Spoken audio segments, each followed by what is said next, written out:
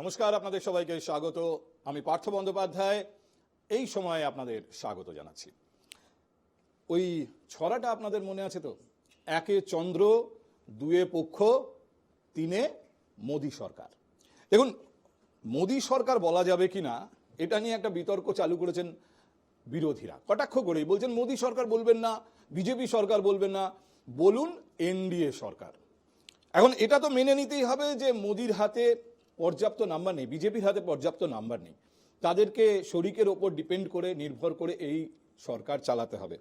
এবং এখান থেকেই এই প্রশ্নটা উঠছে, যেহেতু শরিকের ওপর নির্ভর করে সরকার চালাতে হবে, প্রথম দুটো টার্মে আমরা নরেন্দ্র মোদীর প্রধানমন্ত্রীর যে অবতার দেখেছি, এই তৃতীয় টার্মে সেই অবতার কতটা বদলাবে? বদলাতে কিন্তু হবেই, এবং বদলাচ্ছেনও। নরেন্দ্র মোদী ইতিমধ্যেই সেই সিগন্যাল দিচ্ছেন, একাধিক জায়গা তার বক্তব্যে, তার হাবে ভাবে ফুটে উঠছে, তিনি এনডিএর কথাই বারবার বলছেন, ফলে তিনি বদলাচ্ছেন। কিন্তু কতটা, এই আলোচনা কিন্তু এর আগে হয়েছে, অন্যান্য ফর্মে হয়েছে, বিভিন্ন নরেন্দ্র মোদী বা তার দলের, তার সরকারের ঘোষিত প্রকল্প নিয়ে আলোচনা হয়েছে, তারা যে পদক্ষেপগুলো করবেন বলে বলে রেখেছেন সেগুলো নিয়ে আলোচনা হয়েছে। আমরা সেই আলোচনাটাই করব, তবে একটু একটু অন্য আঙ্গিকে করব। আর্থিক, সামাজিক এবং রাজনৈতিক যে মূল লাইনগুলো ছিল এই দুটো টার্মে মোদী সরকারের, এবারের এনডিএ সরকারে এই পার্টিকুলার লাইনগুলোতে কি কি পরিবর্তন হতে পারে, মোদীকে বাধ্য হতে হবে, মানে কোনোটা তার প্ল্যানিং হতে পারে আর কোনোটা হতে পারে তার কম্পালশন। আমরা সেই আলোচনা করব, কোথায় প্ল্যানিং, কোথায় এটা কম্পালশন। আর সেই সঙ্গে নরেন্দ্র মোদী যে পদক্ষেপগুলো করতে চাইছেন তার তালিকা অনেক বড়, এটাও এখানে মেনশন করা দরকার। আমাদের হাতে ঘন্টাখানেক সময়, কাজেই আলোচনাটাকে যদি আমি সবার মধ্যে, মানে যারা বক্তা এসেছেন, যাদের সঙ্গে আমরা বিষয়টি নিয়ে আলোচনা করব, তাদের সামনে ছেড়ে দিই, তাহলে এটা ছড়িয়ে যাওয়ার একটা বড় সুযোগ আছে। ফলে আমরা যেটা করতে চাইছি সেটা হচ্ছে, আমরা এই আলোচনায় বিভিন্ন লাইন তুলব, আমরাই সেটা প্রপোজ করবো এই টেবিলে, এবং সেই লাইনে নরেন্দ্র মোদীর তৃতীয় টার্মের অবতার কতটা পরিবর্তিত হবেন এবং তার মধ্যে কতটা প্ল্যানিং এবং কতটা কম্পালশন, এটা নিয়ে আমরা কথা বলবো। আসুন প্রথমে আপনাদের সঙ্গে আলাপ করিয়ে দিই আমাদের সঙ্গে যারা আজকে আমাদের এই আলোচনায় থাকছেন।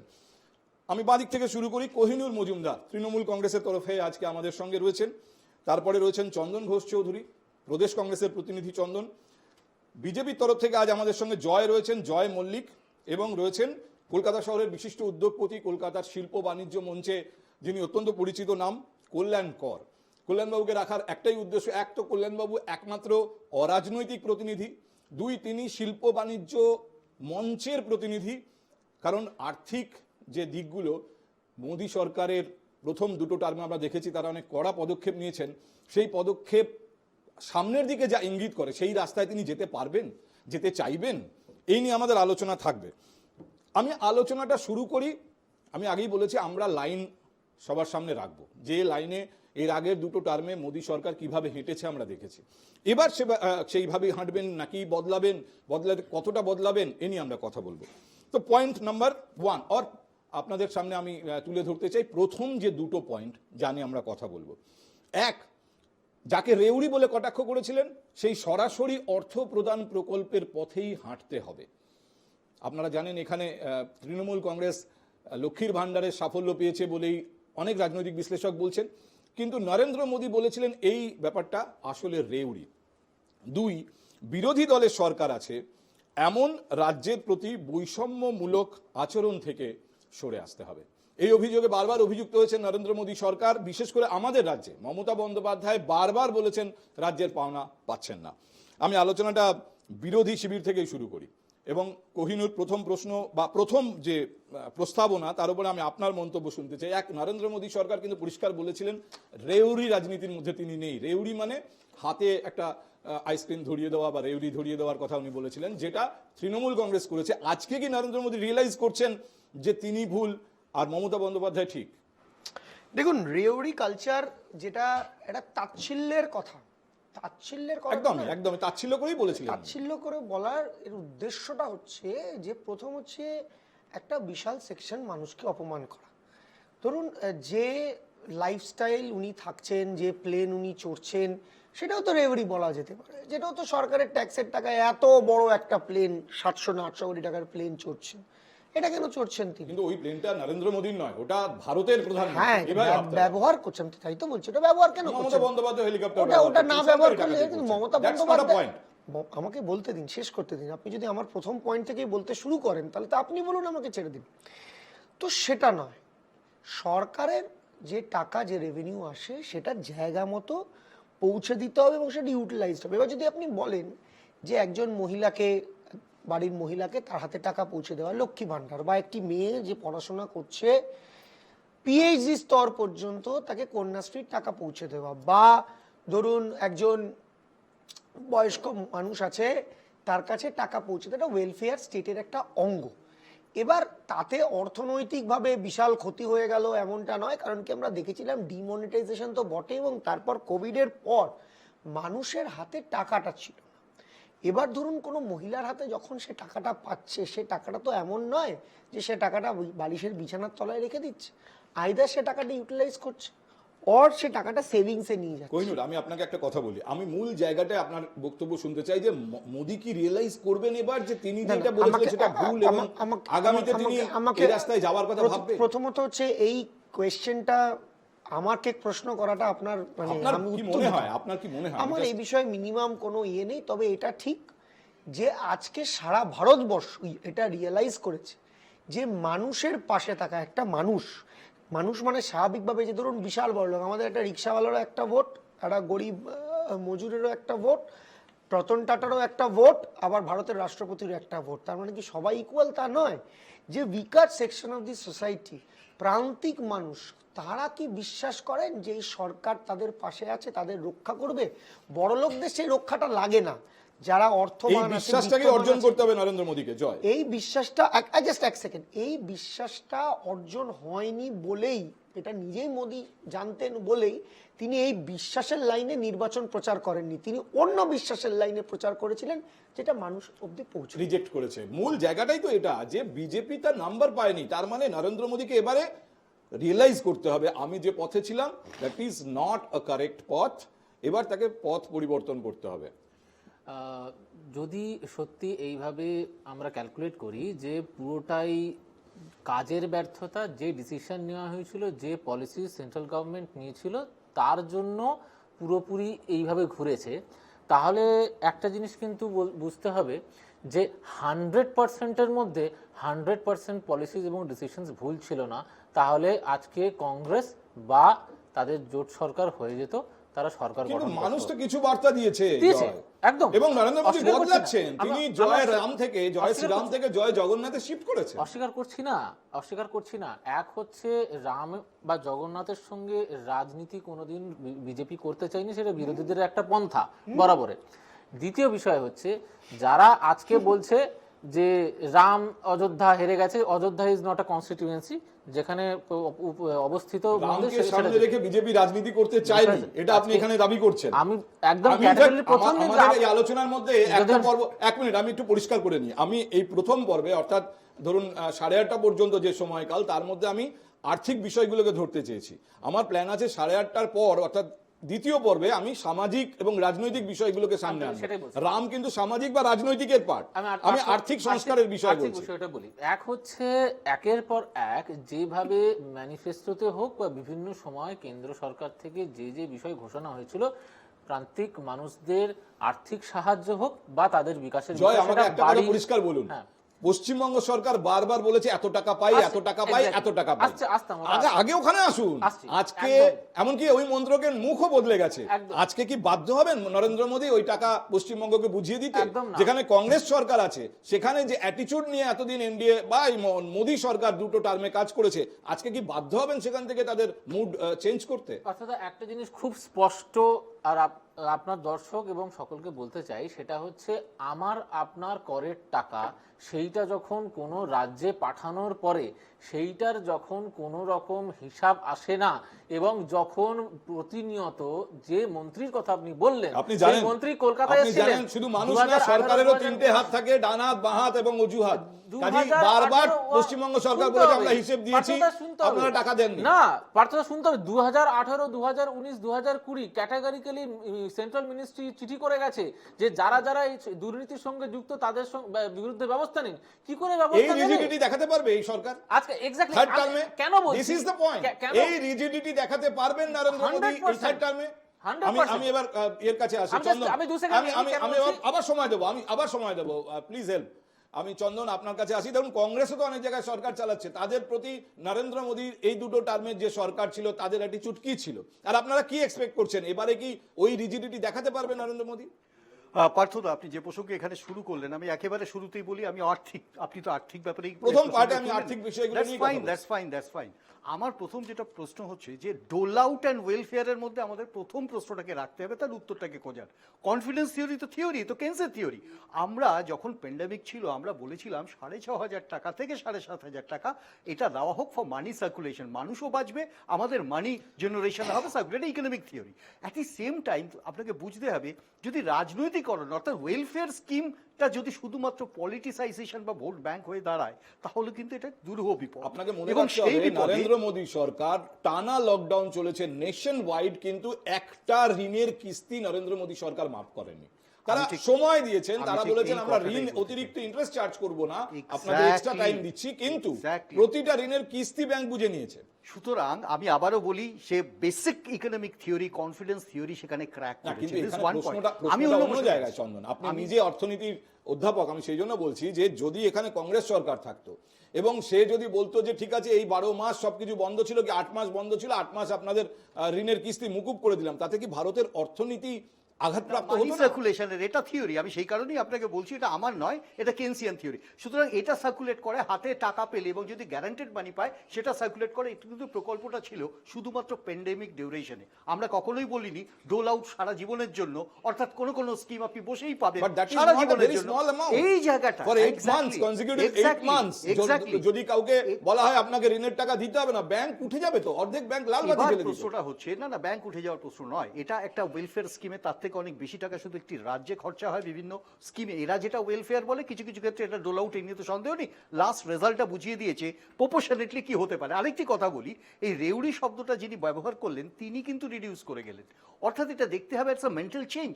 যিনি রিডিউস করলেন তিনি রেউড়ি শব্দ ব্যবহার করেছেন, আর এখন he has to walk on 3 legs। একটা লেগ নিজের অর্থাৎ বিজেপির, আর দুটো লেগ তো আমরা জানি নীতিশ এবং কল্যাণবাবু আপনার কাছে আসি।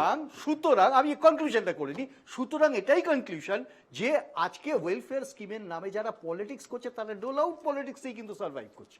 না, তার মানে নরেন্দ্র মোদীকে ওই রাস্তায় হাঁটতে আপনি এক্সপেক্ট করছেন দেখবেন? I mean, নরেন্দ্র মোদীকে ওয়েলফেয়ার পলিটিক্সের রাস্তায় হাঁটতে এক্সপেক্ট করছেন দেখবেন? এবার প্রশ্ন হচ্ছে যে whether he has been taught a lesson, তার জন্য তিনি নিজেই পরিবর্তন করবেন, অর এটা তার কাছে কম্পালশন, এনডিএ প্রেসারে তাকে, মানে he is compelled, it is a sort of compulsion for him. He is driven by, এটাই তো কম্পালসিভ, এটাই তো কম্পালসিভ। বেশ, আমি কল্যাণ বাবুর কাছে আসি। কল্যাণ বাবু, একটা জিনিস আমি আপনার কাছে জানতে চাই, কারণ আপনি তো এখানে শিল্প মহলের প্রতিনিধিত্ব করছেন। নরেন্দ্র মোদী দুটো টার্মে নাম্বার নিয়ে কাজ করেছেন, মানে নাম্বার ছিল তার কাছে, তিনি অনেক কড়া সিদ্ধান্ত নিয়েছেন। তার মধ্যে ধরুন জিএসটির মতো সিদ্ধান্ত ছিল, নোটবন্দির মতো সিদ্ধান্ত ছিল। আজকের যে নরেন্দ্র মোদী সরকার, এই নরেন্দ্র মোদী সরকার কোনো নোটবন্দির মতো সিদ্ধান্ত নিতে পারবেন বলে আমার তো মনে হয় না, এটা প্র্যাকটিক্যালি মনে হয় না। এটা জানি না, জয় দাবি করতে পারে হ্যাঁ আমরা পারবো, কিন্তু practically it is impossible. GST চালু করার জন্য যে নাম্বার একটা দলের হাতে, একটা সরকারের হাতে থাকা দরকার, সেটা ছিল বলেই কিন্তু জিএসটি চালু করতে পেরেছিলেন। কারণ প্রশ্ন হচ্ছে একটা সরকার এরকম থাকাও তো দরকার যে এই ধরনের সংস্কারের পথে হাঁটতে পারবে। আগামী 5 বছর যদি নরেন্দ্র মোদী সরকার টিকে যায়, তাহলে ফর শিওর, আপনি শিল্পমহলের প্রতিনিধিত্ব করছেন, এই ধরনের সংস্কারই কোনো পদক্ষেপ এই সরকার করবে না। পার্থ প্রশ্নটা খুব ভালো করেছে, একটু ছোট ব্যাখ্যা দিই ব্যাপারটা। ধরা যাক একটা প্রাইভেট লিমিটেড কোম্পানি, যেখানে আমি একাই মালিক, সব শেয়ার আমার, সেখানে আমি যেন সিদ্ধান্ত নিতে পারবো। যদি এটা পাবলিক এন্টারপ্রাইজ হয় যেখানে আরও অনেক শেয়ার হোল্ডার আছে এবং আমি হয়তো মাইনরিটি শেয়ার হোল্ডার, আমি কিন্তু সেইভাবে সেই সিদ্ধান্ত নিতে পারবো না, কারণ আমি অনেক বেশি অ্যাকাউন্টেবল হব, আমার ডিসিশনসগুলোর ওপর অনেক বেশি আমায় জবাবদিহি করতে হবে, আমার বোর্ড আমায় অনেক বেশি প্রশ্ন করার ক্ষমতা রাখবে। প্রথম দুটো টার্মে আমরা যে ওই ফ্রন্ট ফুটে যে ব্যাটিংটা দেখতে পেয়েছি, এই টার্মে কিন্তু সেটা দেখতে পাবো বলে আমার মনে হয় না। কারণ এবারে ওই একটা তো রাজনীতির জোর ধর্ম আছে, সেটা তো একটা দিক, বাট অন্য দিকটা হচ্ছে আমি মনে করি এবার অনেক বেশি আমরা চেকস অ্যান্ড ব্যালেন্সেস। কিন্তু আমার কাছে ইন্টারেস্টিং কি কল্যাণবাবু, আমার কাছে interesting whether you think it is good for the nation or it is not that good for the nation. এটা গণতন্ত্র, এবং গণতন্ত্রে কিন্তু আমার মতে চেকস অ্যান্ড ব্যালেন্সেস থাকাটা খুব জরুরি। এবং আমি মনে করি এবারেও উনি অনেক সিদ্ধান্ত নেবেন, হয়তো ডিফিকাল্ট কিছু সিদ্ধান্ত নেবেন, কিন্তু সেই সিদ্ধান্তটা একতরফা হবে না।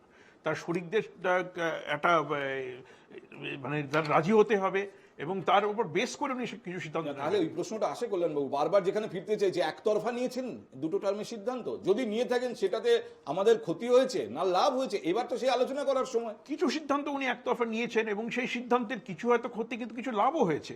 আমি একটা সহজ এক্সাম্পল দিচ্ছি। ডিমনিটাইজেশনে যেমন প্রচুর লোকের অনেক অসুবিধে হয়েছে এবং তাতে অর্থনীতিতে আমাদের বিরাট ঝটকা খেয়েছিলাম, কিন্তু পাশাপাশি আজকে এই প্রযুক্তির কারণে মানুষের হাতে কিন্তু ডাইরেক্ট টাকাটা পৌঁছে যাচ্ছে। এই যে আমরা জোর করে সবাইকে একটা ই মানির দিকে ঠেলতে পেরেছি, এটা কিন্তু হয়েছে। কিন্তু একটা ছোট আয়রনি আছে পুরো ব্যাপারটাতে, জানেন? এই যে আমরা বলি না আমাদের অর্থনীতি ভীষণ স্ট্রং, আমরা পৃথিবীতে পঞ্চম বৃহৎ, চলে এসেছি, তৃতীয় এখন টার্গেট, তৃতীয় টার্গেটে যাচ্ছি, ইনফ্যাক্ট পিপিপিতে আমরা তৃতীয়তে পৌঁছে গেছি। সো অর্থনীতি যখন চকচক করছে, ডেটা চকচক করছে, সমস্যাটা হচ্ছে সেই জব কিন্তু ক্রিয়েট হয়নি। আমাদের যেটা হয়েছে সেটা jobless growth. As a result কর্মসংস্থান সেভাবে হয়নি, মানুষের চাকরি সেরকম হয়নি, হাতে যে টাকাটা এসছে সেই টাকাটা কিন্তু সে সেভাবে খরচা করতে পারছে। কল্যাণবাবু, আপনি যে জায়গাটা নিয়ে আসলেন আলোচনাটা, আমাদের পরবর্তীতে আমি যে পয়েন্টের উপর আলোচনা করতে চাই তাতে ঠিক সেই জায়গাটাকেই আমি ধরতে চাইছি। এখন আমরা আর্থিক প্রশ্নে আছে, আর্থিক এবং কি বলবো বিনিয়োগ সংক্রান্ত যে সমস্ত সিদ্ধান্ত সরকারের। এবার আসুন কোথায় কোথায় মোদীকে আমরা বদলাতে দেখবো, এই সরকারকে অন্যরকম হতে দেখবো। কর্মসংস্থানকে উন্নয়নের ফল হিসেবে না দেখিয়ে সরাসরি কর্মসংস্থান বাড়ানোর উদ্যোগ নিতে হবে, এটা আমার প্রস্তাবনা। এটার ওপরে আমি আলোচনা চাইছি। মধ্যবিত্ত এবং কৃষকদের প্রতি দৃষ্টিভঙ্গি বদলাতে হবে। এবং থার্ড ওয়ান, যেটা আমাদের এই অর্থনীতি সংক্রান্ত আলোচনার শেষ পয়েন্ট, মুদ্রাস্ফীতি নিয়ন্ত্রণে পদক্ষেপ করতে হবে।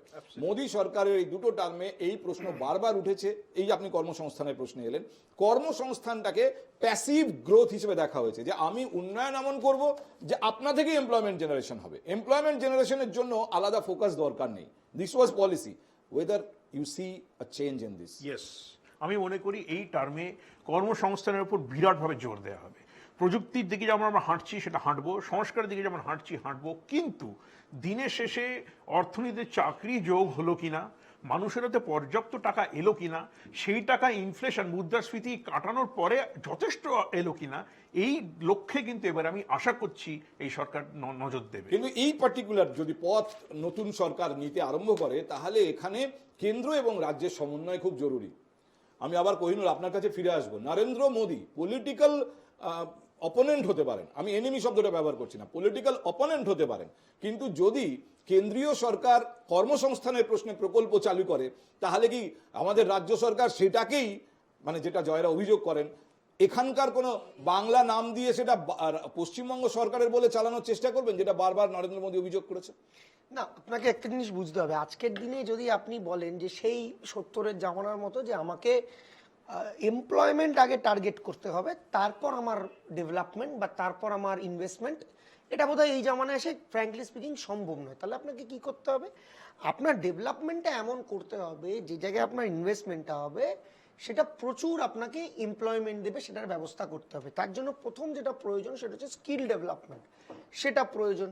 দুই, আপনার যেটা প্রয়োজন, আপনাকে প্রথমে এই যে গাঁদা এফডিআই ঢুকছে, সেই এফডিআই গুলোকে প্রপার চ্যানেলাইজ করা প্রয়োজন। আমাদের এই গভর্নমেন্ট যেটা করেছে, এই গভর্নমেন্ট এই অবভিয়াসলি তারা তো পার্লামেন্টই স্বীকার করেছে যে স্বাধীনতার পর সব থেকে বেশি বেকারত্ব তাদের মধ্যে হয়েছে, কিন্তু এই গভর্নমেন্ট সার্ভিস সেক্টরে আজকালকার মানুষ যেদিকে এগোতে চাইছে এবং সেখানে সে জায়গাটা ইজি হচ্ছে শহর অঞ্চলে, সেই জায়গাটার একদম নেগলেক্ট করে চলে গেছে। আপনি পলিসিতে চলে যাচ্ছেন, না, না, কিন্তু কোহিনুর আমি জানতে চাইছি সমঝোতার প্রশ্ন। নরেন্দ্র মোদীর সরকার যখন এমন একটা কিছু একটা হেলথ স্কিম চালু করলো, আপনারা এখানে চালুই করতে দিলেন না। না, চালু করতে দিইনি না, না, দেননি, দেননি। এখানে কারণ আছে, অন্য নামে রাজ্য সরকারের হেলথ স্কিম চালু হয়েছে। কারণটা আছে যে আপনি উপর থেকে একটা কথা বলে দেন, আমি জানি আপনি নিশ্চয়ই জানেন যে ওদের যে কেন্দ্রের যে নিয়ম তাতে বলা হচ্ছে বাড়ি থাকলে হবে না, আপনার পাকা বাড়ি থাকলে আপনি ট্রাভেল করতে পারবেন না। তাহলে আমি যদি সেটা অ্যালাউ করি যে পাকা বাড়ি না থাকলে অ্যালাউ করতে কি লাভ? এর থেকে ভালো স্বাস্থ্যসাথী নিতে, এর থেকে ভালো স্বাস্থ্যসাথী নিক। বলছে বাড়িতে ইলেকট্রিসিটি কানেকশন থাকলে আপনি ওই প্রকল্প পাবেন না, মানে বাড়িতে যার বাড়িতে বিদ্যুৎ কানেকশন আছে, আর রাষ্ট্রপতির বাড়িতে ছিল না, রাষ্ট্রপতি গ্রামে বিদ্যুৎ ছিল না, যাই হোক, যার বাড়িতে বিদ্যুৎ কানেকশন আছে, বিদ্যুৎ মানে সংযোগ আপনি আছে, বলতে তাকে- চাইছেন যদি এইগুলো- এই ওয়েলফেয়ার না, আমি স্কিম কেন্দ্রীয় সরকার আমি হাঁটেও, আমি রাজ্যের সঙ্গে কথা বলে রাজ্যের সঙ্গে আলোচনা করে তারপর হাঁটতে হবে। প্র্যাকটিক্যালি একটা কথা বলছি, আজকে কি পরিবর্তন হবে কি না হবে যেটা ভবিষ্যৎ, কিন্তু এই কেন্দ্রীয় সরকার গত 10 বছরে প্রান্তিক গরিব মানুষদের পাশে দাঁড়ানোর চেষ্টা করেনি। আর যাহা এদের স্কিম ছিল সেগুলো প্রত্যেকটাই ভেগ। তার সব থেকে বড় জয় হচ্ছে জয় health scheme। উত্তর জয়ের কাছ থেকে নেব। বিষয় হচ্ছে প্রথম কথা, এই সরকার 10 বছরের যদি আমি এখন হিসাব দেখাতে যাই, আপনার পুরো প্রোগ্রামটা কমপ্লিট হয়ে যাবে পার্থদা। ছোট্ট করে বলে দিই যে সরকার গঠন হওয়ার 2 দিনের মধ্যে 3 কোটি আবাস যোজনার স্যাংশন হচ্ছে। 2 দিনের মধ্যে সমস্ত রাজ্যের যে পেন্ডিং বিভিন্ন টাকা ছিল ফান্ডস, সেগুলো রিলিজ হয়েছে। আয়ুষ্মান কার্ড নিয়ে যে আলোচনা হচ্ছে বা যে বিতর্ক উঠে এলো, আমি আপনার কিন্তু আলোচনার আয়ুষ্মানটা সময়- উদাহরণ হিসেবে হ্যাঁ, দেখেছি। উদাহরণ হিসেবে জয়, দিয়েছেন। আমার মূল প্রশ্ন, ধরা যাক কর্মসংস্থানের Right. প্রশ্নে কেন্দ্র কোনো একটা পদক্ষেপ করলো, আমি আমাদের রাজ্যে সেই রিফ্লেকশন পাবো? আপনার কি সেই আস্থা আছে? এক্স্যাক্টলি, আমার বক্তব্য হচ্ছে যখন আমরা পশ্চিমবঙ্গের নিরিখে যদি দেখি যে একজন মুখ্যমন্ত্রী সে শুধু বিজনেস সামিটই করে যাচ্ছে, মৌ স্বাক্ষরই হয়ে যাচ্ছে, আজ অব্দি একটা ছবি দেখাতে পারবেন না যেখানে উনি একটা ফ্যাক্টরি ফিতে কাটছেন।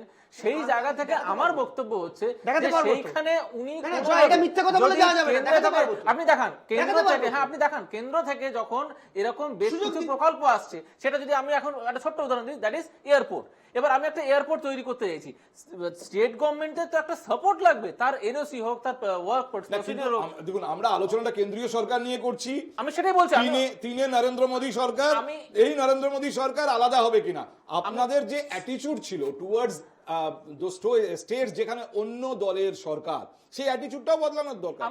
আপনারা ওখান থেকে এমন ভাষায় কথা বলেছেন, এখান থেকে তার পাল্টা গেছে। আজকে আইআইএম থেকে শুরু করে, আজকে মেডিকেল কলেজ থেকে শুরু করে, আজকে আইআইটি থেকে শুরু করে, এরকম বেশ কিছু জিনিসে আমরা দেখেছি। আবার এখন রিসেন্টলি আমি বলছি আরো বেশ কিছু এয়ারপোর্টসও আছে যেগুলো কিন্তু এখনো পর্যন্ত পেন্ডিং আছে। জাস্ট একটা বিরোধিতা, ব্ল্যাঙ্ক বিরোধিতা, কোনো লজিক নেই, কিন্তু সেইটা হলে যে সাধারণ মানুষ পশ্চিমবঙ্গের সুবিধা হবে।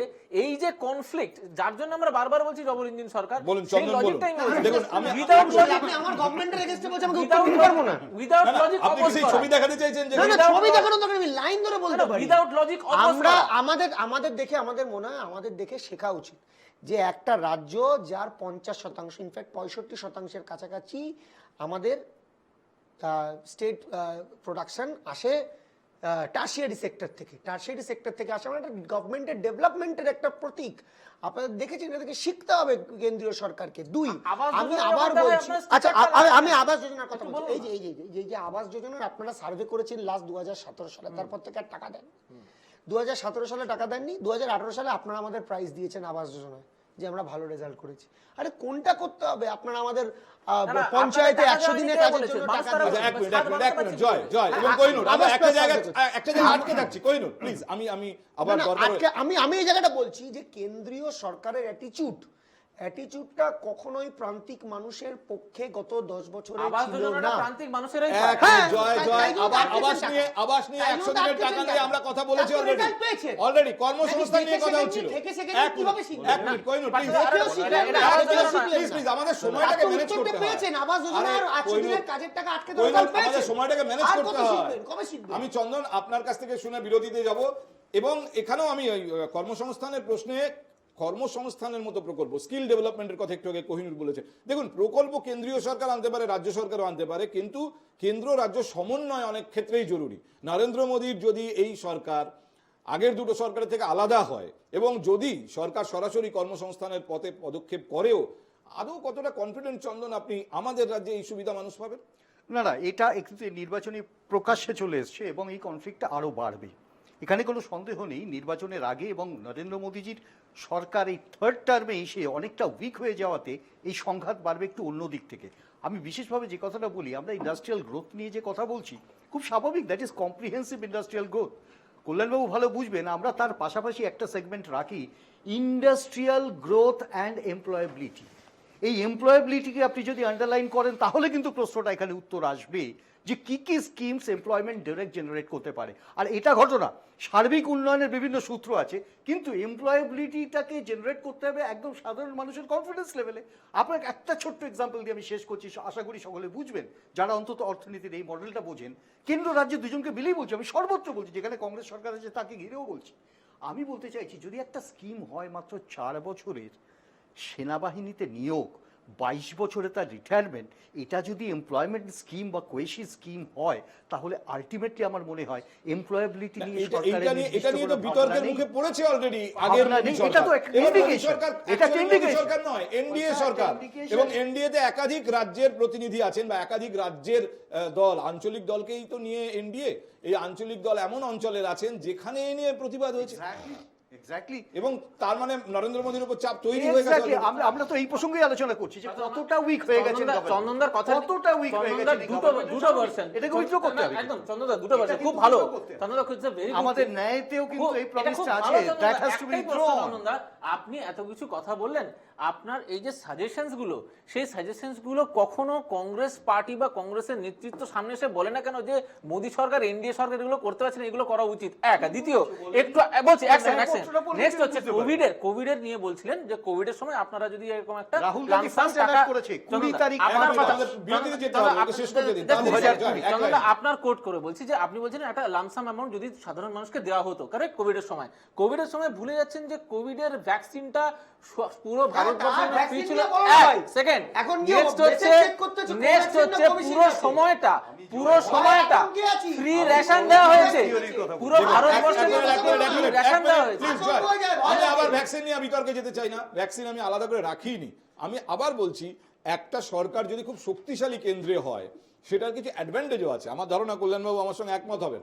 এবং কোভিডের মতো সময় যদি একটা দুর্বল সরকার থাকতো, তার কি ফলাফল হতো, এ নিয়ে 1 ঘন্টা আলোচনা করা যায়। কিন্তু আমরা একটা ছোট্ট বিজ্ঞাপন বিরতিতে যাব, ফিরে এসে অর্থনীতি থেকে এবার সরিয়ে সামাজিক এবং রাজনৈতিক ইস্যুগুলোকে তোলবার চেষ্টা করবো, একদম বাই লাইন তুলবো। এবং এই লাইনে মোদী সরকার বা এনডিএ সরকারের অ্যাটিটিউড কি হতে পারে, কোথায় কোথায় গত দুটো টার্মের থেকে এবারে অন্যরকম কিছু দেখবার সম্ভাবনা থাকছে, তার কোনটা প্ল্যানিং কোনটা কম্পালশন, এ নিয়ে কথা বলবো। আজকে বিষয়টা একটু সার্বিক, কোনো নির্দিষ্ট রাজনৈতিক ডেভেলপমেন্টের ওপর নয়। যে মোদী সরকারকে আমরা দেখছি, যা বিরোধীরা কটাক্ষ করে বলছেন মোদী সরকার নয়, বিজেপি সরকার নয়, এনডিএ সরকার। এই সরকার গত দুটো টার্মে নরেন্দ্র মোদীকে প্রধানমন্ত্রী হিসেবে আমরা যে ফর্মে দেখেছি তার থেকে কতটা আলাদা হবে। এবং এখানে প্রত্যেকের বক্তব্য আমরা শুনেছি। একটু আগে কল্যাণবাবু তিনি বলছিলেন যে উঁচিয়ে ব্যাটিং নরেন্দ্র মোদী করতে পারবেন না। আমরা এতক্ষণ কথা বলছিলাম বিভিন্ন অর্থনৈতিক বিষয়গুলো নিয়ে, অর্থনীতির সংস্কার, বড় বড় সংস্কার এই গত 10 বছরে আমরা দেখেছি, যা এই সরকারের পক্ষে অত বড় পদক্ষেপ হয়তো করা সম্ভব হবে না। এবার আসুন সামাজিক এবং রাজনৈতিক বিষয়গুলোকে তোলার চেষ্টা করি। প্রথমে যে পয়েন্টগুলো নিয়ে আমরা কথা বলবো, রাজনীতিতে ধর্ম এবং হিন্দুত্বের ব্যবহারের ওপর নিয়ন্ত্রণ আনতে হবে এই সরকারকে। অর্থাৎ যে স্টেক তারা খেলেছিলেন তাতে ফল হয়নি, অন্য কেউ বাজি মেরে গেছে, এবং কেন্দ্রীয় এজেন্সির অপব্যবহার সংক্রান্ত অভিযোগ যাতে না ওঠে সেদিকে নজর দিতে হবে। আমরা এই দুটো পয়েন্টে কথা বলি। এবং জয়, এবার আমি আপনাকে দিয়ে শুরু করব। আপনি কিন্তু এই আলোচনার মধ্যে এক ফাঁকে দাবি করার চেষ্টা করেছিলেন যে আমরা রাম নিয়ে রাজনীতির পক্ষে নই, কিন্তু এটা ওই যে বাংলায় একটা কথা আছে না, ওটা শুনলে ঘোড়ায় হাসবো, এটা আমার ধারণা তার সঙ্গে যায়।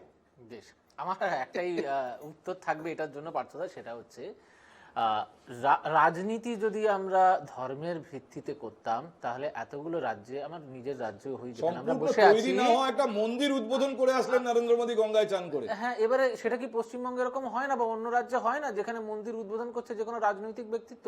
এটা হয়ে থাকে। আজকে এটা প্রধানমন্ত্রী হয়ে আপনারা দেখাচ্ছেন। তাহলে কেন বলছেন আপনারা রামকে ব্যবহার করেন? আমি বলছি তো রামকে ব্যবহার করেছেন, কিন্তু না, সেটা আপনাদের বক্তব্য, সেটা আমাদের বক্তব্য নয়। তার কারণ হচ্ছে যখন কেন্দ্রের একটা প্রকল্প প্রান্তিক মানুষের কাছে যাচ্ছে, সেখানে কোথাও দেখা যাচ্ছে না এটা মুসলিম না হিন্দু না খ্রিস্টান। তার মানে কেন্দ্র সরকার যে কাজ করছে উন্নয়নমূলক, সেখানে কোথাও ধর্মের কোথাও ক্লাসিফিকেশন নেই। তার মানে এটা পরিষ্কার রাজনীতির মধ্যে বা উন্নয়নের মধ্যে ধর্ম ইজ নট আ ফ্যাক্টর, সেটা বিরোধীরা তৈরি করতে চাইছে, তৈরি করতে পারে, কিন্তু আমি আবার বলবো ভারতবর্ষের রাজনীতিতে ধর্ম বিষয়টা প্রবেশ করেছে 92 এর পর। যখন বাবরি মসজিদ ভাঙা হয় তারপরে ভারতবর্ষের রাজনীতিতে প্রাসঙ্গিক হয়ে ওঠে ধর্ম, এবং একই সঙ্গে যত ধর্ম প্রাসঙ্গিক হয়েছে এবং বিজেপির উত্থান হয়েছে, দুটো সাইমালটেনিয়াস গ্রোথ একই সঙ্গে হয়েছে। আজকে এসে 2024 আপনি যদি বলেন না আমরা ধর্ম নিয়ে রাজনীতি করি না, ভাই Joy, I am the last man to accept. আমার একটাই বক্তব্য, এখন যদি আপনি বলেন যে আইএসএফ একটি দল আছে, আমি আমাদের নিজেদের এর ভিত্তিতেই বলছি, নিজের রাজ্যের ভিত্তিতেই বলছি, এই আইএসএফ দলের টপ টু বটম সমস্ত নেতৃত্ব, কেন ওখানে একজনও হিন্দু নেই, সবরা মুসলিম?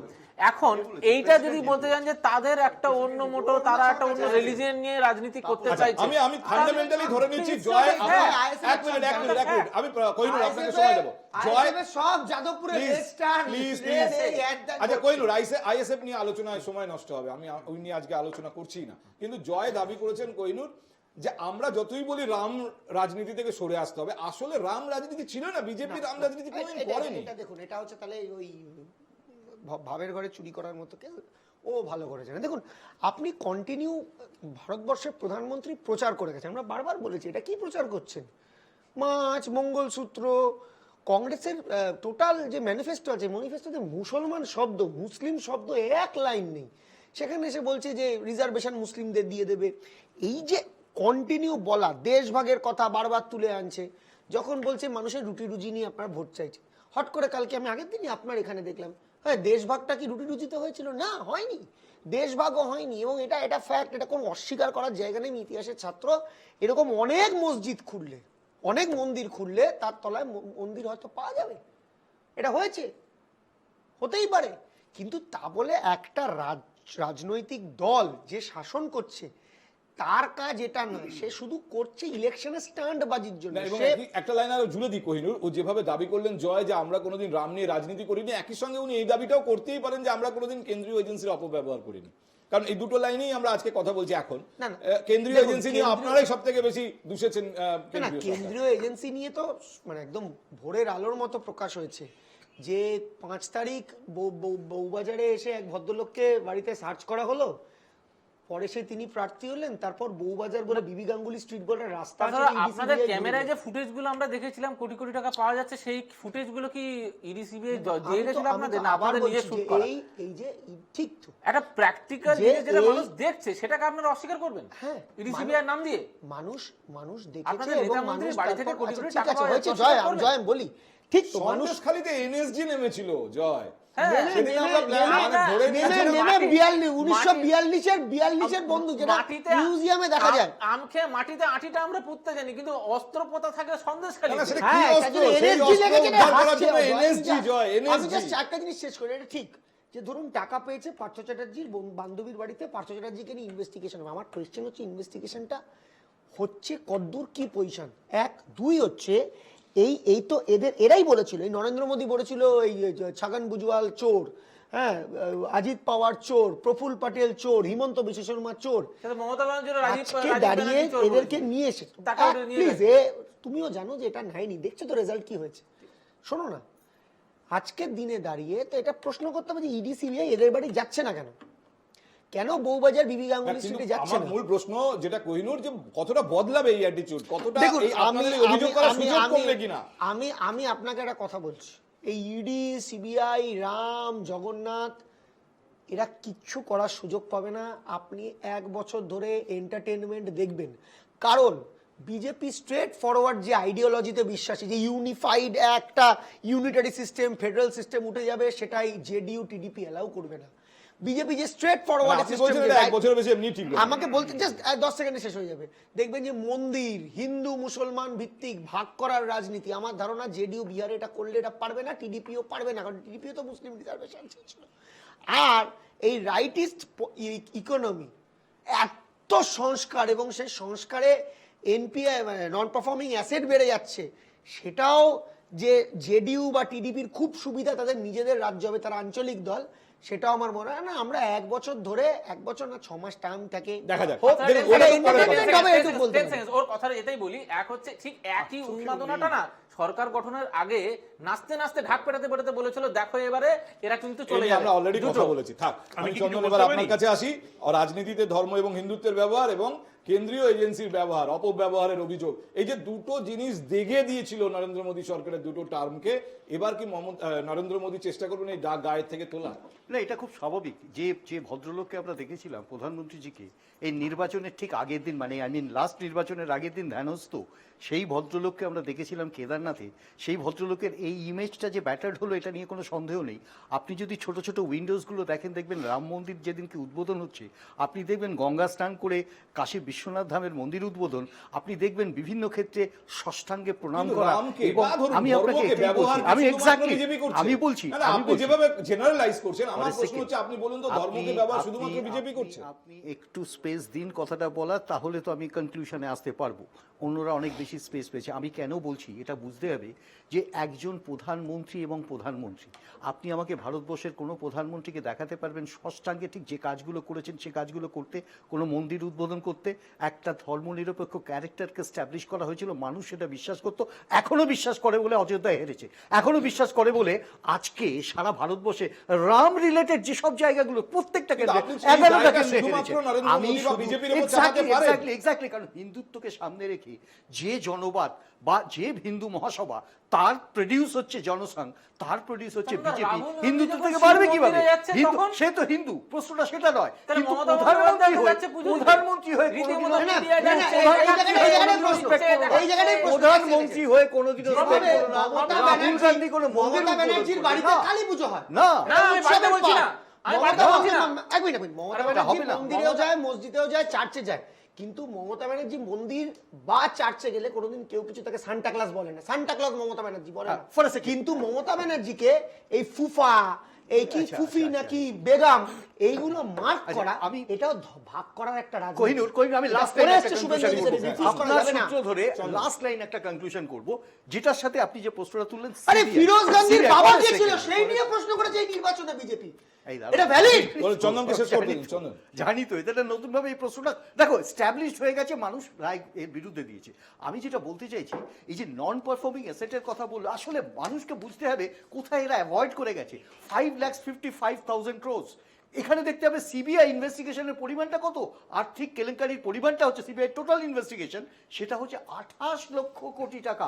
প্রশ্নটা বুঝতে হবে যে প্রত্যেকটা জায়গাতে যদি সম ইনভেস্টিগেশন হতে পারে, তাহলে আসাম থেকে কর্ণাটক পর্যন্ত এই ইনভেস্টিগেশন করার প্রয়োজন ছিল, যেখান থেকে সিবিআই করেনি। আলটিমেটলি বেঁচে যাবে কি বাঁচবে না সেটা অন্য প্রসঙ্গ, কিন্তু প্রেসারে থাকবেন।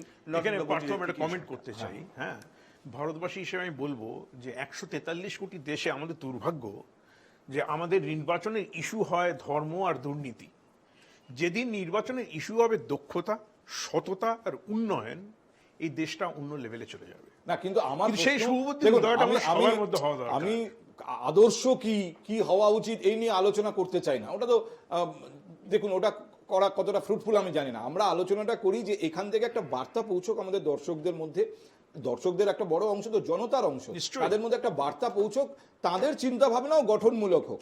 আমি এই জন্যই এই প্রসঙ্গটা আজকে চাইছি যে 5 বছর ধরে একটা সরকার এই দেশ চালাবে এখনো অবধি, যেটা কোহিনূর বলছেন 1 বছরে শেষ হয়ে, সেটা দেখা যাবে যখন যদি সেরকম পরিস্থিতি হয়। এখন ধরে নিতে হবে যে 5 বছর এই সরকারটা চালাবে।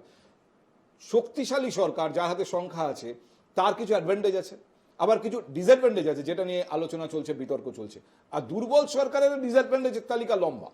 কিন্তু মূল প্রশ্ন হচ্ছে জনতা যে বার্তা দিয়েছে, এই বার্তার ভারতীয় রাজনীতিতে কি ফল হবে। আপনি কল্যাণবাবু রাজনীতির মানুষ নন, কিন্তু আপনি তো জানেন যে ধর্মকে শুধুমাত্র বিজেপি ব্যবহার করেনি, সবাই করেছে। কম বেশি সবাই করেছে। নিশ্চয়ই। কিন্তু আজকে যদি সার্বিকভাবে ভারতের জনতা এই বার্তা দিয়ে থাকে যে আমরা এটা অ্যাকসেপ্ট করছি না, কারেক্ট। তাহলে সেটা কি ভারতের রাজনীতির জন্য একটা কল্যাণকর দিক, যাকে কল্যাণের মূলক দিকে যাবে? 100 বার আমি তো মনে করি এটা অত্যন্ত স্ট্রং বার্তা, এবং বার্তাটা আমার মনে হয় সব রাজনৈতিক দলের মানে খোলা মনে বোঝা উচিত যে ভারতবর্ষের মানুষ কি চাইছে। আমরা চাইছি একটা প্রপার গণতান্ত্রিক পদ্ধতিতে একটা সরকার গঠন হবে, যে সরকার স্ট্রং হবে দেশকে চালাবার জন্য, কিন্তু এমন স্ট্রং হবে না যে সে যা ইচ্ছে তাই করতে আমার পারে। প্রশ্ন হচ্ছে, আমরা দেখেছি প্রধানমন্ত্রীকে রাম মন্দির উদ্বোধন করতে, আমাদের রাজ্যে জগন্নাথ মন্দির উদ্বোধন হতে যাচ্ছে, হতে পারে নির্বাচনের পরে, কিন্তু সেই জগন্নাথ মন্দির উদ্বোধন আমি জানি না। না পার্থদা, জগন্নাথ মন্দিরের পলিটিক্যাল ইমপ্লিকেশন আর রাম মন্দিরের রাজনৈতিক ইমপ্লিকেশন সেটা প্রচার করা দুটো এক নয়, কাছাকাছি এক নয়, কিন্তু Even কাছাকাছি। একই সঙ্গে নির্বাচনের প্রচার মঞ্চে মমতা বন্দ্যোপাধ্যায়ের মুখে আমরা উল্লেখ শুনেছি আমরা অমুক জায়গায় জগন্নাথ মন্দির করেছি। অর্থাৎ তিনি প্রমাণ করার চেষ্টা করেছেন যে আমরা হিন্দু বিরোধী নই। এটা হয়তো তাকে কম্পালশনের জায়গা থেকে করতে হয়েছে। আমরা হিন্দু এক মিনিট আমি খুব পরিষ্কার একটা কথা বলি, জগন্নাথ মন্দির নিশ্চিত রূপে একটা মন্দির, এবং সেটার পুরী সামনে আছে, ওখানে মানুষ আরো অল্টারনেটিভ, ওখানে মানুষ যেতে চায় দেখবে, এটা একটা স্পট। আর রাম মন্দির একটা মেরুকরণের অঙ্গ হিসেবে এই প্রচার point আবার করেছে কল্যাণ না, বাবু ফিরে দুটো আসবেন। এক। না, না, এক মিনিট কল্যাণ বাবু আপনার কাছে ফিরে আসবো। যে এই দেখুন, যেটা নরেন্দ্র মোদী সরকার বারবার বলেছে যে এই রাম মন্দির একটা টুরিস্ট স্পট হয়ে উঠবে, অযোধ্যা সার্বিক অর্থনীতি পুরো বদলে যাবে, বড় বড় 5 স্টার হোটেল তৈরি হবে, অনেক বড়, মানে ব্যাপারটা কিন্তু সেই একই।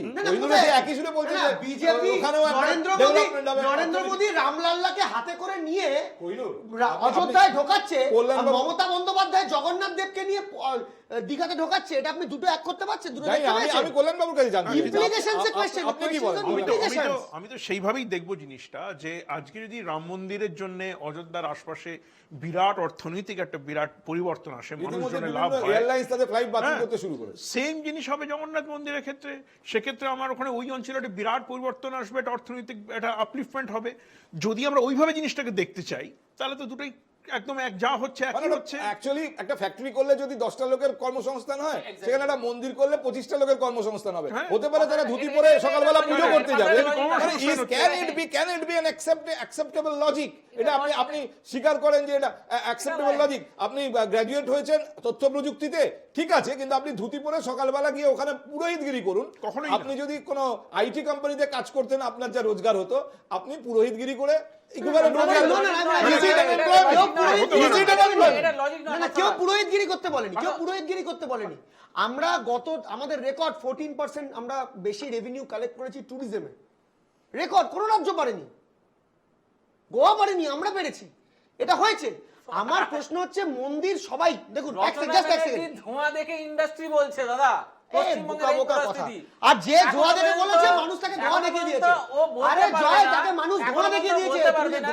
আজকে গত 5 বছরে ওর সরকার কি আমি করেছে, বলবো, ডাইরেক্ট বলবো। এমপ্লয়মেন্ট জেনারেট হয়েছে। বলবো, এক মিনিট, আমি please, বলবো। please, কোহিনূর, আমাকে তারপর বলতে দিন। লাইন দিয়ে IT কোহিনূর, industry বলবো, কোহিনূর, কোনটা আমাকে আসছে? বলতে দিন। আমি শ্যাম এখনো সিং দুটো পয়েন্ট বলবো, তুলতে চাই এই JSW সময়ের মধ্যে। বলবো। প্লিজ পরপর বলবো। প্লিজ, জয় লাইন এবং বলবো। কোহিনূর এবং জয়, আমাদের আজকের আলোচনাটা কিন্তু কেন্দ্রীয় সরকার নিয়ে হচ্ছে, কিন্তু কিছু করার নেই, রাজ্য সরকার তো আনতেই হবে, নাহলে জয় বলবেন কিসের উপর? না আমি একদম আমি লাস্ট পয়েন্ট দুটোতে আসি, কারণ আমাদের হাতে সময় প্রায় শেষ হয়ে এসছে। যে দুটো পয়েন্টে যে দুটো লাইনে আমি আমার অতিথিদের রিয়াকশন চাইবো। নরেন্দ্র মোদীর এই তৃতীয় দফার সরকার, যেখানে কম্পালশন বা ডিফারেন্ট একটা কিছু দেখার সম্ভাবনা রয়েছে, সংখ্যালঘু এবং পিছিয়ে পড়া জনজাতির সঙ্গে দূরত্ব কমাতে হবে, যে কোনো কারণেই হোক। নরেন্দ্র মোদী সরকারের সঙ্গে সংখ্যালঘু সম্প্রদায় ভারতবর্ষের একটা বড় অংশ এবং পিছিয়ে পড়া মানুষের সঙ্গে দূরত্ব তৈরি হয়েছে, সেটা কমাতে হবে। নরেন্দ্র মোদী হয়তো সেটা রিয়েলাইজ করবেন, বিজেপি রিয়েলাইজ করবে সাচ।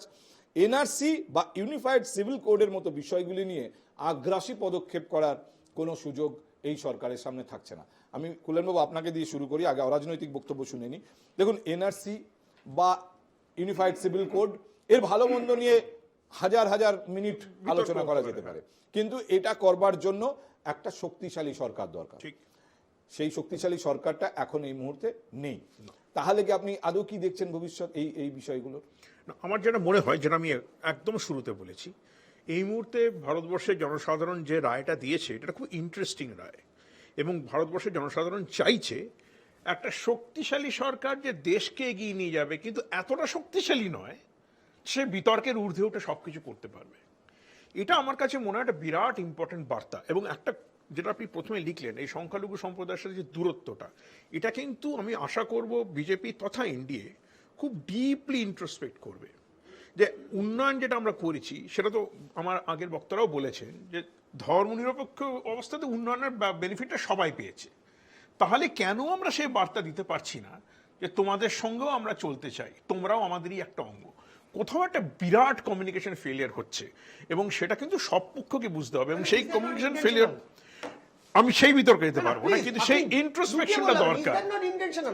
সেই ইন্ট্রোস্পেকশনটা করা দরকার যে কি বার্তা আমার দিতে হবে, যে তোমরা সবাই সমান, সবাই ভারতবর্ষী, এই সরকার সবার জন্য।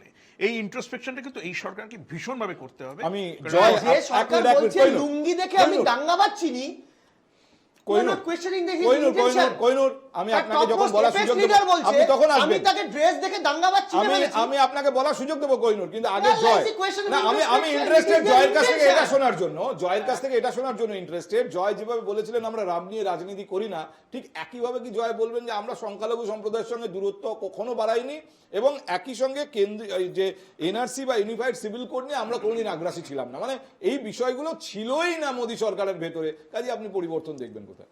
পার্থদা, কোনো গভর্নমেন্ট, কোনো সরকারি একটা বিশেষ কোনো ধর্ম বা তাদের জাতির সঙ্গে দূরত্ব বজায় রাখবে এটা কোনোদিন কেউ চায় না।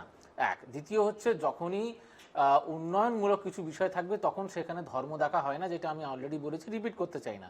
যেহেতু আজকে আপনার টপিক ছিল রোজগার এবং এমপ্লয়মেন্ট, তার জন্য বলছি একটা ছোট্ট বিষয়, সেটা হচ্ছে রোজগার মেলার মাধ্যমে গত 1 বছরে এই যে 10 লক্ষ ছাত্রছাত্রী চাকরি পেল, এমপ্লয়মেন্ট হলো, সেখানেও কিন্তু ধর্ম দেখা হয়।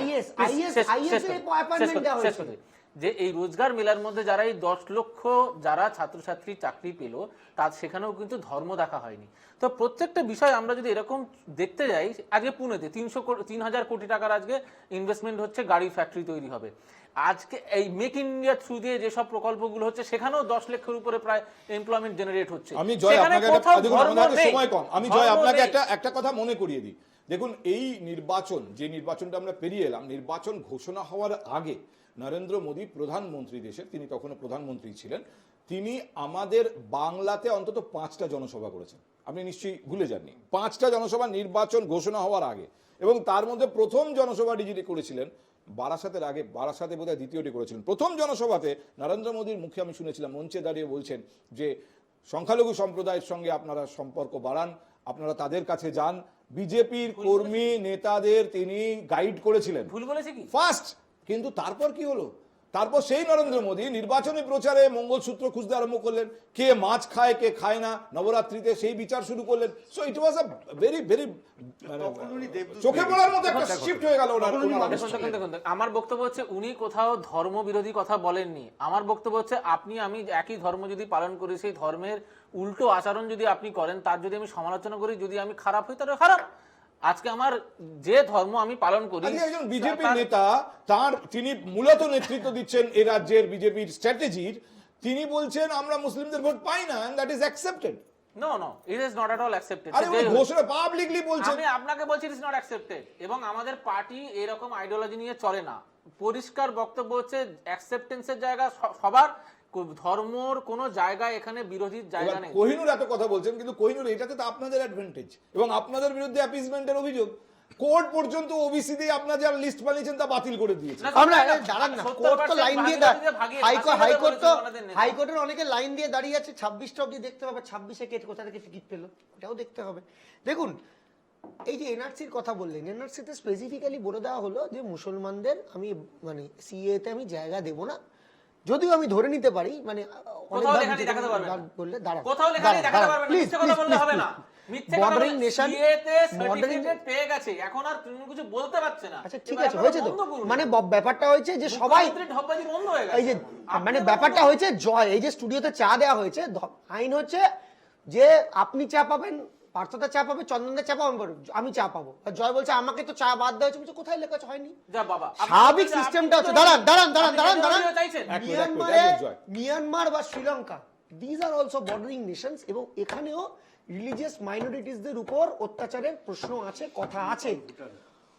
বেলুচিস্তানেও রিলিজিয়াস মাইনরিটি নয়, কিন্তু একটা সেক্ট, সেই মাইনরিটির উপর অত্যাচারের প্রশ্ন আছে। কিন্তু বেছে বেছে এই যে একটা আতঙ্ক সৃষ্টি করে দেয়, 2 আমি বলেছি তো সেটা, 2 এই যে একটা কথা বললো না যে ধর্ম, আমি আপনি একই ধর্মে হলে ধর্ম বিরোধী যদি আপনি কাজ করেন, তাহলে আপনাকে আমি বললে ক্ষতি আছে। Who are you to speak? You are the prime minister of the country, কোনো ধর্মগুরু নয় যে আমি ধর্মাচরণ কি করে এটাই তো করবো আপনি difference। আমাকে জ্ঞান দেবেন। বেশ, বেশ, বেশ, হবে না। এক মিনিট, পারবেন এবার না। সবাইকে সুযোগ দিতে হবে, প্রায় শেষ হয়ে এসছে।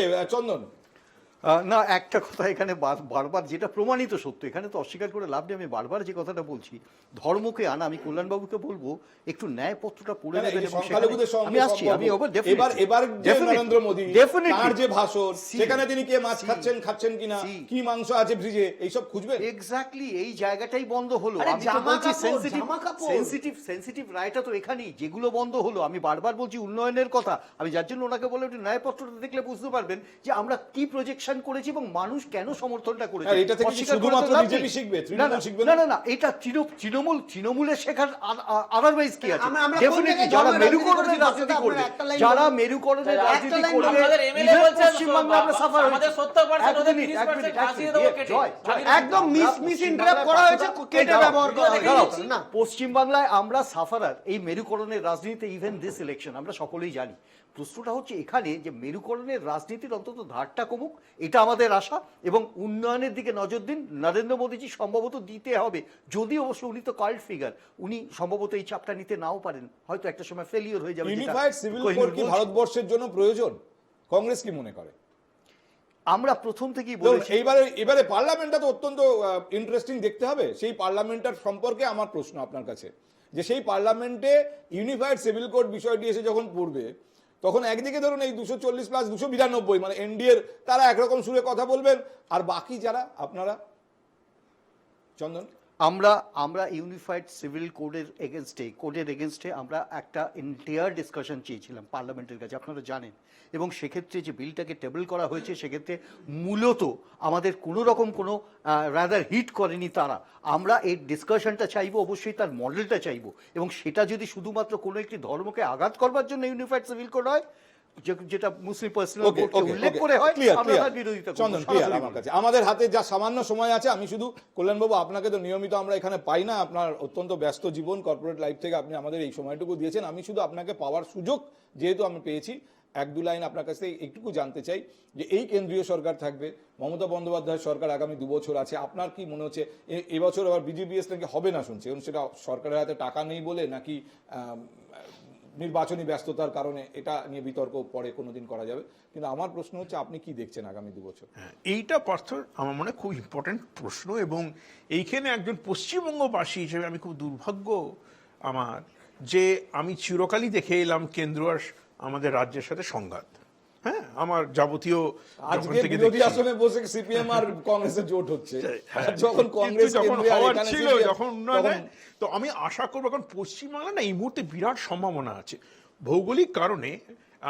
একটা বিরাট ভাবে গ্লোবাল বাণিজ্যটা আস্তে আস্তে চায়না থেকে শিফট করে একটু এদিকে আসছে, এবং আসিয়ান কান্ট্রি একটা বিরাট অপরচুনিটি আসছে। 50 কোটির একটা ক্রেতার একটা অপরচুনিটি, কনজিউমার অপরচুনিটি কিন্তু পশ্চিমবাংলার আশপাশে আছে। এইখানে যদি কেন্দ্র আর রাজ্য একসাথে কাজ করতে পারে, উন্নয়ন বিরাটভাবে হতে পারে। আমি আশা করব যে দলমত নির্বিশেষে, ইজমের নির্বিশেষে, ভোট ব্যাংকের নির্বিশেষে যদি তারা একসাথে কাজ করে, তাহলে এই যে এই মুহূর্তে একটা ছোট্ট তথ্য দিচ্ছে, 60 লক্ষ তথ্য প্রযুক্তি কর্মী আছে সারা ভারতবর্ষে, তার 20 লক্ষ এই রাজ্য থেকে, তারা এখানে নেই কেন? তাহলে কেন আমরা এই মেধাটাকে আমরা হারাচ্ছি? আমাদের যা সম্পদ আছে, আমাদের যা লোকেশন, তাতে কিন্তু বিরাট সম্ভাবনা আছে। বেশ, দেখুন, সবাই হাত দিলে করুন। পজিটিভ নোটেই শেষ করা যাক। কোহিনূর, আমাদের হাতে আজকে আর সময় নেই। গ্লোবালাইজেশনের যুগে আমরা আপনি মূল এভাবে আলোচনাটা রাজ্য শুরু আলাদা ভাগ করতে করেছিলাম পারবেন না। নরেন্দ্র মোদীর যে সরকার আমরা এখন দেখছি, যেটা আগামী 5 বছর থাকার কথা, এই সরকারের আগের দুটো নরেন্দ্র মোদী সরকার থেকে কতটা আলাদা হবে। As prime minister Narendra Modi কতটা বদলাবেন, তিনি ইতিমধ্যে ইঙ্গিত দিতে শুরু করেছেন যে তিনি আর আগের নরেন্দ্র মোদী নেই, কিন্তু কতটা এবং কতটা প্ল্যানিংয়ে আর কতটা কম্পালশনে, আমার ধারণা আমরা একটা ইন্টারেস্টিং আলোচনা আজকে আমাদের দর্শকদের জন্য উপহার দিতে পেরেছি। আপনাদের উইকেন্ড খুব ভালো কাটুক। অনেক ধন্যবাদ কল্যাণবাবু, জয়, চন্দন এবং কোহিনূরকে, তারা আজ শনিবার সন্ধ্যায় আমাদের অনেকটা সময় দিয়েছেন। ধন্যবাদ আপনাদেরও। দেখছিলেন আমাদের আজকের এই বিশেষ অনুষ্ঠান এই সময়ে। আপনারা দেখছেন NK TV বাংলা।